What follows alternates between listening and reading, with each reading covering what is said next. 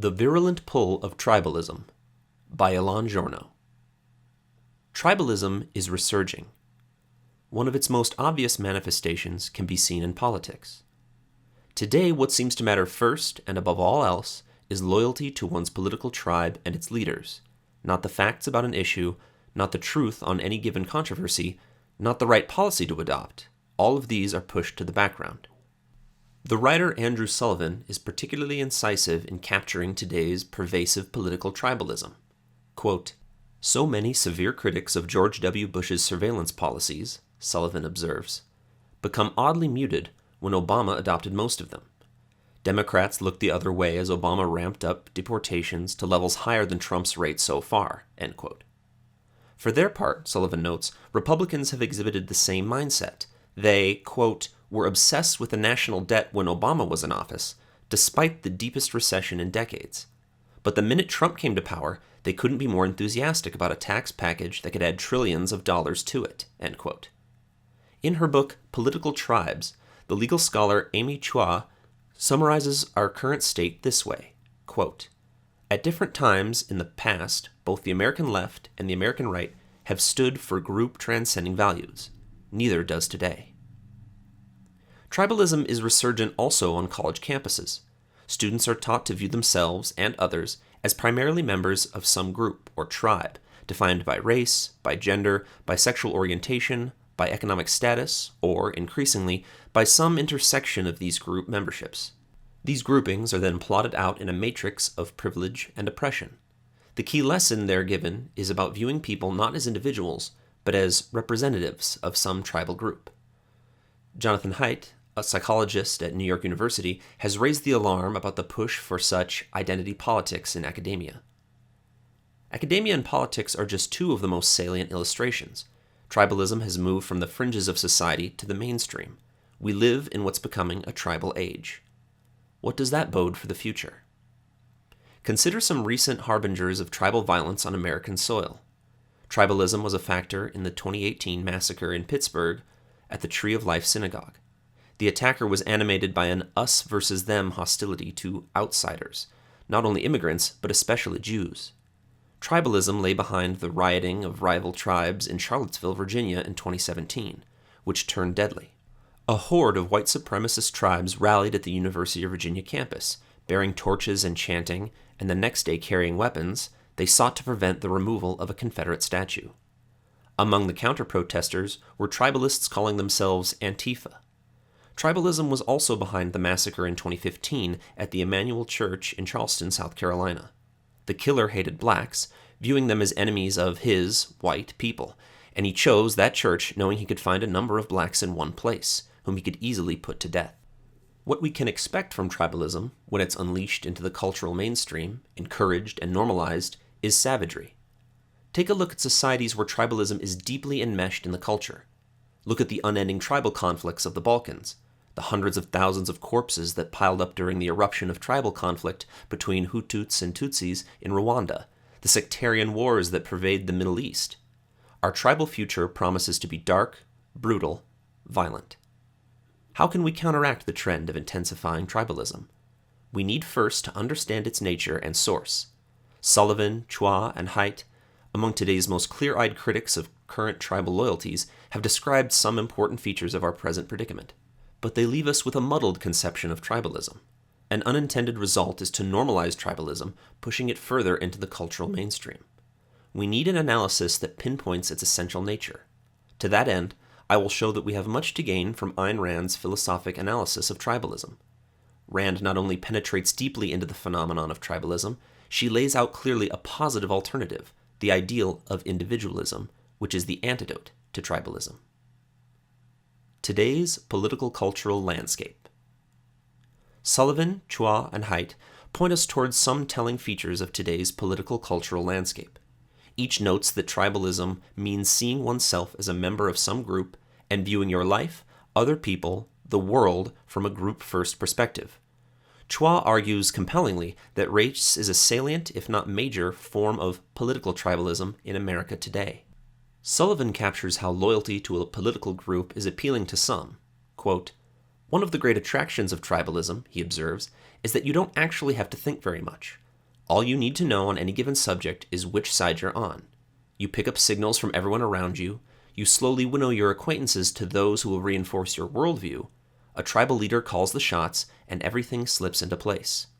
After a while, your immersion in tribal loyalty makes the activities of another tribe not just alien, but close to incomprehensible." End quote. Such tribal loyalty, Sullivan writes, is uncritical, unthinking, blind. Quote, "When a party leader in a liberal democracy proposes a shift in direction, there is usually an internal debate. It can go on for years. When a tribal leader does so, the tribe immediately jumps on command. And so, after Trump's election, the Republicans went from free trade to protectionism, and from internationalism to nationalism almost overnight." End quote. Sullivan notes the same mindless obedience to the tribal leader in the growing Republican approval of Vladimir Putin, an authoritarian leader who, just a few years earlier, was correctly recognized as a significant menace. It's not that Putin became less authoritarian. Indeed, he was more aggressive domestically and internationally during the intervening years. The difference is that the Republicans' tribal leader, Trump, now admires Putin. Sullivan, Chua, and Haidt all observe how tribal groups in today's culture typically exhibit a suspicion, even hostility towards non-members, outsiders, them. For example, Haidt laments a growing trend on campus of teaching students to think that, quote, "every situation is to be analyzed in terms of the bad people acting to preserve their power and privilege over the good people." End quote. This leads to a, quote, "paranoid worldview that separates people from each other and sends them down the road to alienation, anxiety, and intellectual impotence." End quote. Chua writes that when tribes feel threatened, they, quote, "close ranks and become more insular, more defensive, more punitive, more us versus them." End quote. Sullivan, Chua, and Haidt succeed up to a point in analyzing some manifestations of tribalist behavior in our culture. But beyond that, what they offer only muddles our conception of tribalism, and they effectively normalize a pernicious phenomenon. They share two profound confusions. One, they claim that tribalism is in some sense innate, and two, they claim that there can be good forms of tribalism. Neither of these claims is true. Is everyone a tribalist? For Sullivan, Chua, and Haidt, tribalism is an innate, built-in factor in human nature. Chua asserts that, quote, "humans are tribal," suggesting that the impulse or instinct, as she puts it, to belong to a tribe has a neurological basis. Sullivan offers a similar perspective, basing his view on observations from anthropology. He notes, quote, "tribalism, it's always worth remembering, is not one aspect of human experience. It's the default human experience. It comes more naturally to us than any other way of life. For the overwhelming majority of our time on this planet, the tribe was the only form of human society." End quote. Although few actual tribes exist today, he observes, quote, "that doesn't mean that humans are genetically much different." End quote. Haidt, for his part, notes that, quote, "when we look back at the ways our ancestors lived, there's no getting around it. We are tribal primates. Tribalism is in our hearts and minds." End quote. It's something we'll never stamp out entirely, though he seems to think its effects can be mitigated. Even so, we must recognize, Haidt claims, that our minds have evolved, quote, "for tribal welfare and us-them thinking," end quote. Certain factors then can turn on ancient tribal circuits, preparing them for battle. We are, in short, hardwired to be tribal. Is every single one of us tribal? Pause to trace out the full meaning of that claim. To be tribal is to put blind loyalty to the tribe above your own first-handed grasp of the truth and of right and wrong. That describes some people, but there's no evidence for the sweeping claim that within each of us is a raging tribalist itching to burst out and blindly follow the group's dictates, even to the point of savagery.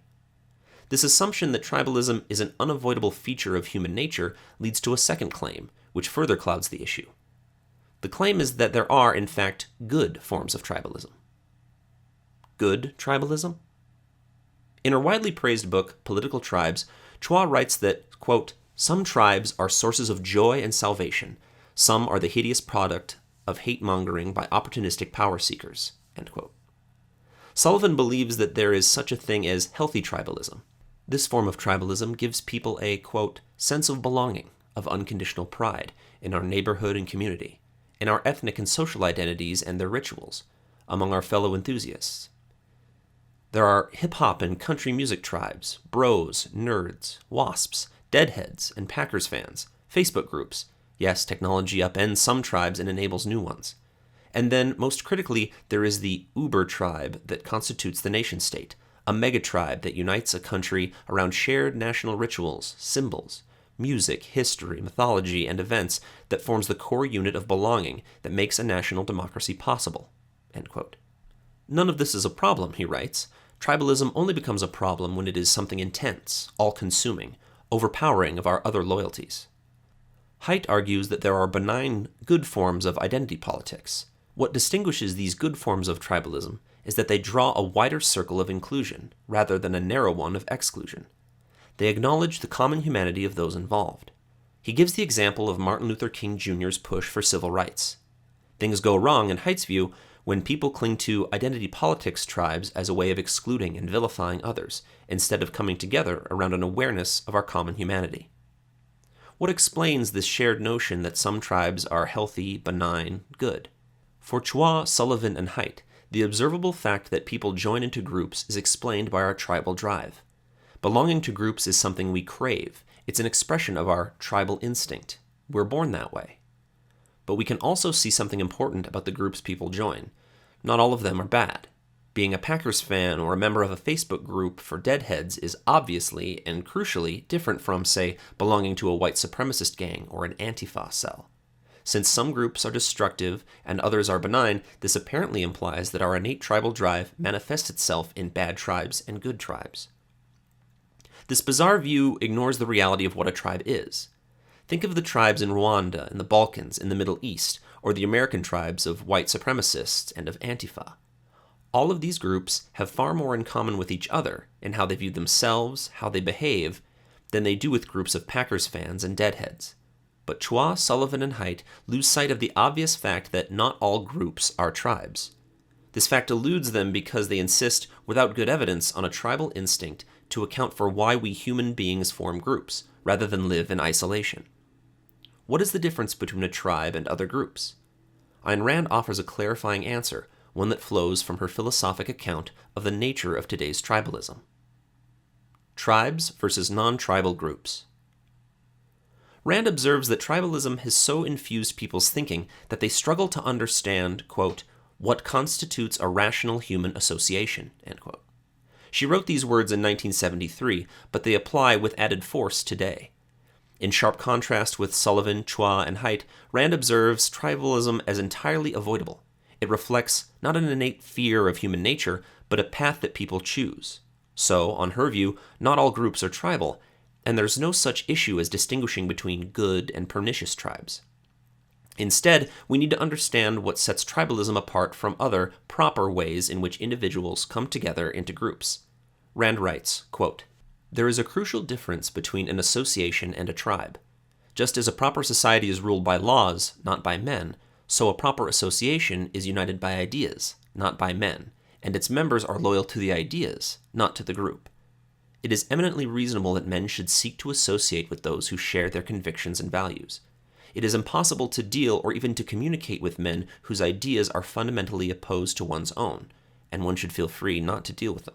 All proper associations are formed or joined by individual choice and on conscious, intellectual grounds, philosophical, political, professional, etc., not by the physiological or geographic accident of birth, and not on the ground of tradition." End quote. Two key points here deserve special emphasis. First, notice Rand's stress on what counts as rational loyalty to a proper group. For example, you choose to join a tennis club because you value the sport, want to get better at it, and wish to find other players who share your passion. Your loyalty is to the values that define the club, and that you've joined for the sake of. Or you sign on to a political party because you've thought about its positions, you believe its principles merit your support, and you want to see those ideas enacted. These two examples, which can stand for an endless variety of others, contrast with the kind of tribal loyalty we saw earlier, particularly in Sullivan's examples of Democrats and Republicans acting in loyalty not to any principles, but to their tribe's leader. Second, notice Rand's focus on the individual. Proper associations are the product of the choices of individuals to come together over shared ideas and values and principles. For Rand, the individual is the starting point, not only when distinguishing tribes from other groupings, but in all moral political thinking.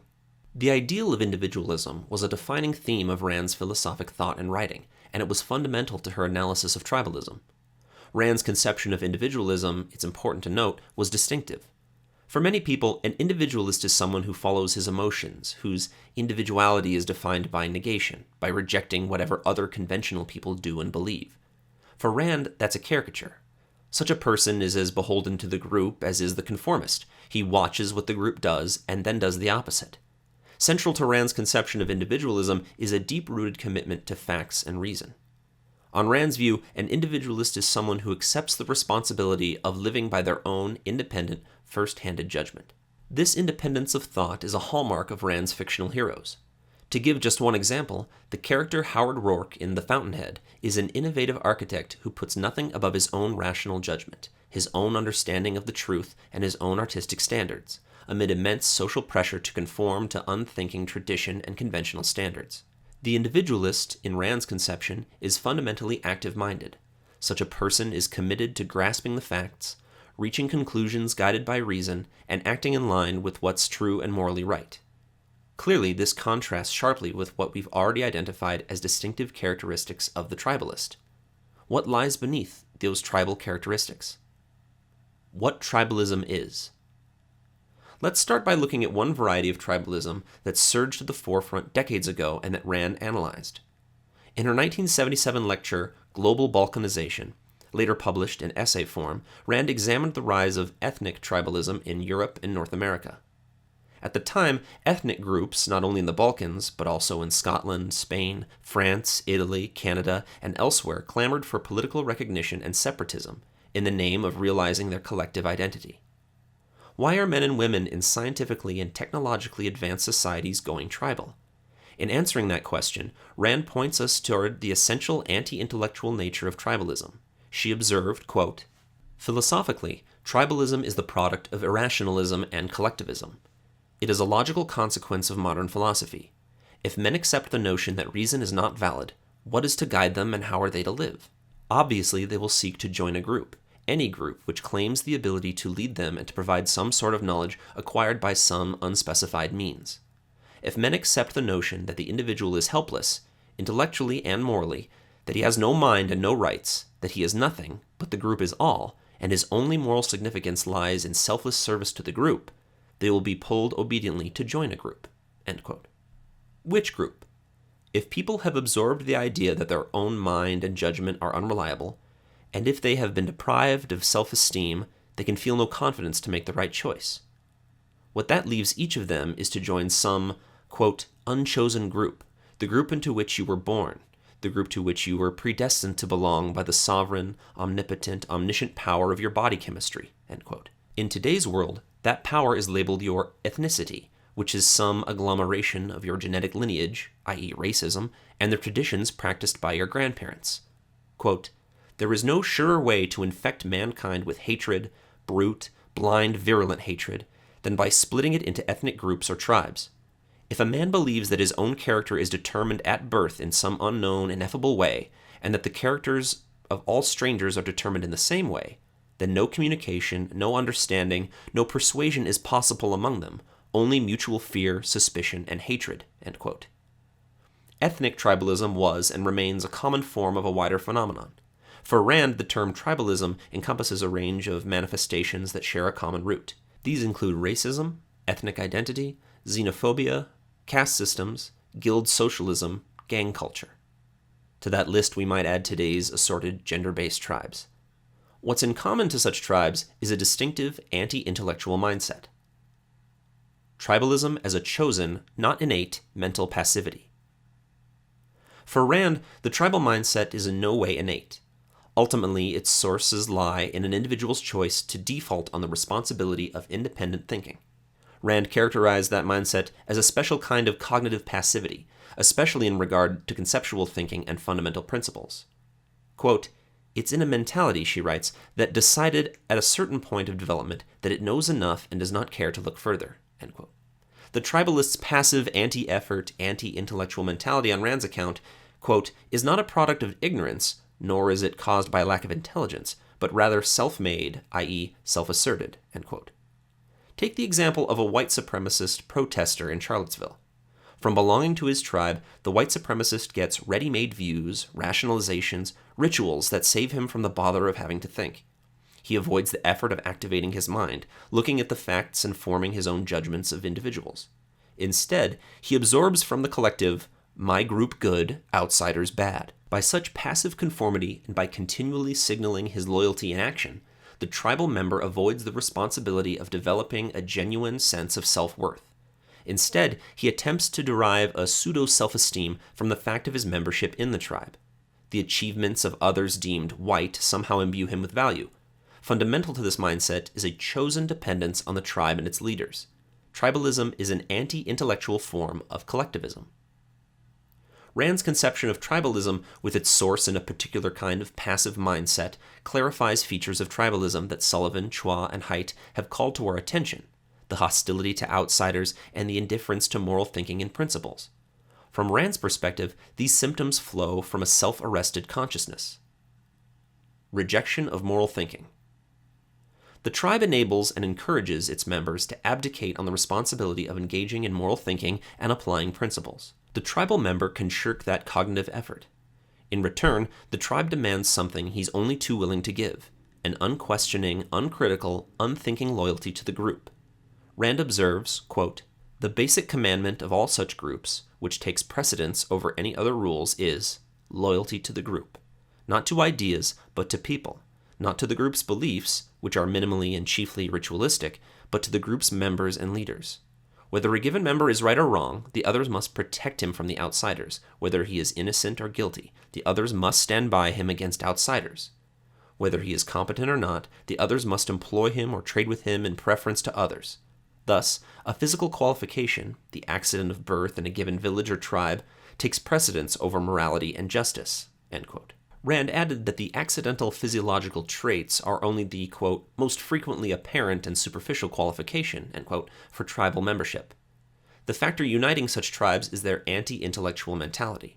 Moreover, the beliefs or principles that supposedly unite some of today's ostensibly political ideological tribes are better understood, in Rand's words, as, quote, "minimal and chiefly ritualistic," end quote.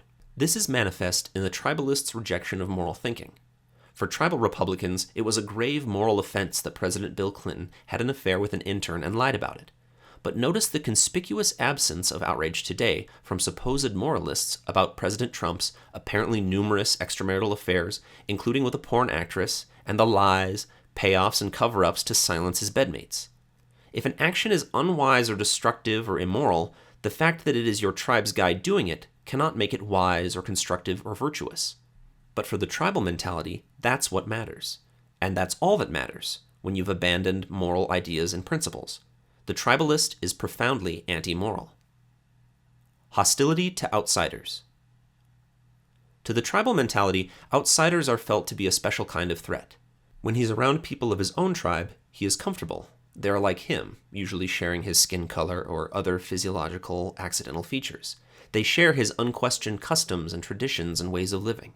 Among them, he can remain in his state of mental lethargy, and this kind of mentality copes within a tribal grouping, so long as no part of it is challenged. But outsiders constitute one kind of challenge to it and provoke a response that ranges, as Rand puts it, from, quote, "fear to resentment to stubborn evasion to panic to malice to hatred," end quote. To engage with outsiders means having to communicate, trade, evaluate, interact with people who differ from those he's familiar with. Outsiders means the whole wide world beyond the confines of his village or town or gang, the world of all those people who do not live by his rules. To interact with them means having to exert the kind of conceptual mental effort that he has habitually avoided, and he feels ill-equipped to the task. Quote, "If his professed beliefs, i.e. the rules and slogans of his group, are challenged, he feels his consciousness dissolving in fog, hence his fear of outsiders. He does not know why he feels that outsiders are a deadly threat to him, and why they fill him with helpless terror." End quote. The threat he feels is not existential, but pertains to his ability to think and deal with the world. To deal with outsiders requires, quote, "that he rise above his rules to the level of abstract principles. He would die rather than attempt it." End quote. This gives us insight into some of the tensions we see today on college campuses. Students are taught to view themselves and everyone else as members of tribal groups defined usually by perceptual, physiological markers. And they're taught that their own tribe possesses their own way to understand the world. For example, that we're locked into a structure defined by power and domination over one another. This comes to be held as a precarious dogma. When they encounter people who hold differing views or who question their dogmas, those outsiders are felt to be a threat. The contrasting views and questions are felt to be provoking, because in a sense they are. They are prompts to reflect on one's own beliefs, question whether one has any reason for one's positions, and try to form abstract principles that it would be right to act on. And this takes cognitive effort, which the tribal mentality seeks to avoid and dreads. It's a reminder of the tribalist sense of cognitive impotence and inability to deal with the world outside of the tribe. We can see aspects of how that mindset experiences non-tribal members in the words of one student, a self-described former radical activist. The student came to regard certain political dogmas as sacred, which in this context means not to be questioned, and bristled at people who held different views, no matter what their reasons. Quote, "If someone does question those beliefs, they're not just being stupid or even depraved, they're actively doing violence. They might as well be kicking a puppy. When people hold sacred beliefs, there is no disagreement without animosity. People who disagreed with my views weren't just wrong, they were awful people. I watched what people said closely, scanning for objectionable content. Any infraction reflected badly on your character, and too many might put you on my blacklist." End quote. Taking this sketch as illustrative of a particular kind of tribalism, we can see how some students come to experience outsiders. An outsider's mere voicing of an opposing view is felt to be doing violence to them. This us versus them attitude runs deep, and if there seems to be no way to bridge the gulf, the outsiders are clearly wrong and unreachable. You can see why it would fuel fear, suspicion, hatred, and worse. The rise of tribalism. What explains the resurgence of tribalism? It's illuminating to contrast Rand's explanation with the views of Sullivan, Chua, and Haidt. On their premise that a tribal drive is innate, they suggest a number of social, cultural, economic, and political factors that somehow, and often in combination, switch on our tribal circuits. Chua, for example, stresses economic inequality as a major factor. People who feel hard done by economically gravitate towards tribalism, resenting the elites. The issue of economic inequality is hugely complex and widely misunderstood, and it may well agitate some people toward resentment. For all such cultural, political, and economic factors, however, you can find many individuals who are exposed to them, but who do not succumb to tribalism. Conversely, you can find many individuals who are untouched by, say, severe poverty, who are in fact super wealthy, who are beneficiaries of every conceivable opportunity in life, and yet are highly tribal. For example, Donald Trump. This kind of explanation fails because it ignores the fact of human agency and volition. For Rand, by contrast, tribalism is the result of a default on independent thought, and to understand its rise, we need to look at our culture's dominant ideas and their spread. An individual's choice to become dependent on a tribal group occurs within, and is influenced by a particular cultural context. Rand observed several major contributing factors that, across decades and centuries, helped to re-inject tribalism into the culture. The resurgence of tribalism in the 1970s, which we're still living through today, is a product of long-established intellectual trends permeating the schools, the universities, political life. These trends push people to become tribal. The thrust of these trends is to negate two values that came to the fore in the Age of Enlightenment: individualism and reason. The subversion of these ideas has been unfolding across decades in schools and in universities. When students learn that reason is unreliable, that we cannot reach truth, that we can only trust the intersubjective agreement of a group, they emerge as adults lacking confidence in their own judgment and their self-worth. They've been groomed for tribalism. The greater the intellectual cultural assault on individualism and reason, the more we can expect a rise in tribalism.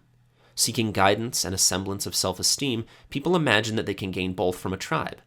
Rand observed that, quote, "Tribalism is a product of fear, and fear is the dominant emotion of any person, culture, or society that rejects man's power of survival, reason," end quote.